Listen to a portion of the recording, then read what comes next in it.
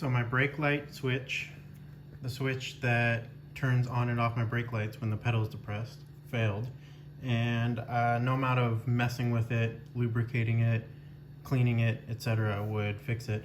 So I cut it open, took it apart, and this is what was inside.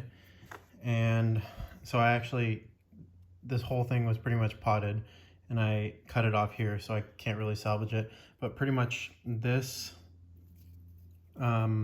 wiper, or this contact, was completely crudded over. There was no cleaning it. These wipers here were completely crudded over.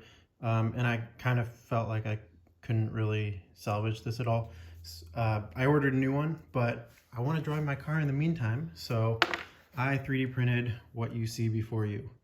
And I'm reusing the old housing, and how this works is this case fits on top of the housing like so. Then this outer sleeve fits in here,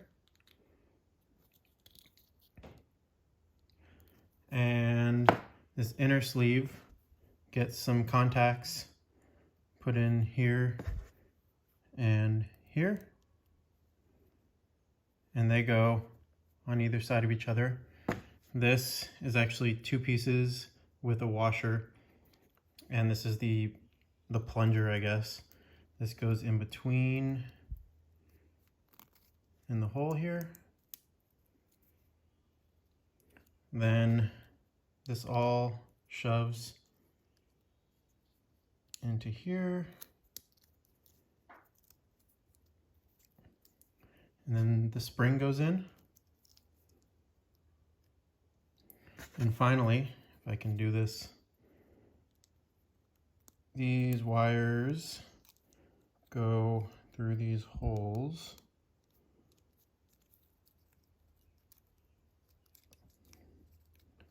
And these screws attach everything together.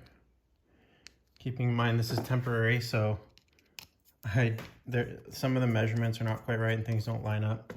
It was kind of a first pass, and it came together nicely for a first try.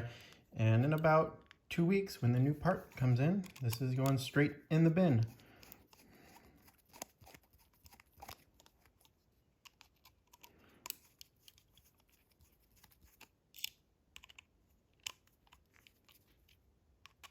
So let's test this and make sure that it works. And then I'll cut this off and crimp some connectors on it and hook it into the car. Okay, I've got my multimeter hooked up. I'm gonna put it on continuity check, and it's gonna start buzzing, and when I press the button in, it should stop buzzing.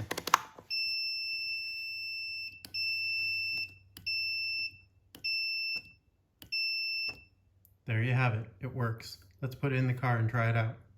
All right, as you can see, I got it installed right down in there. And now let's test it.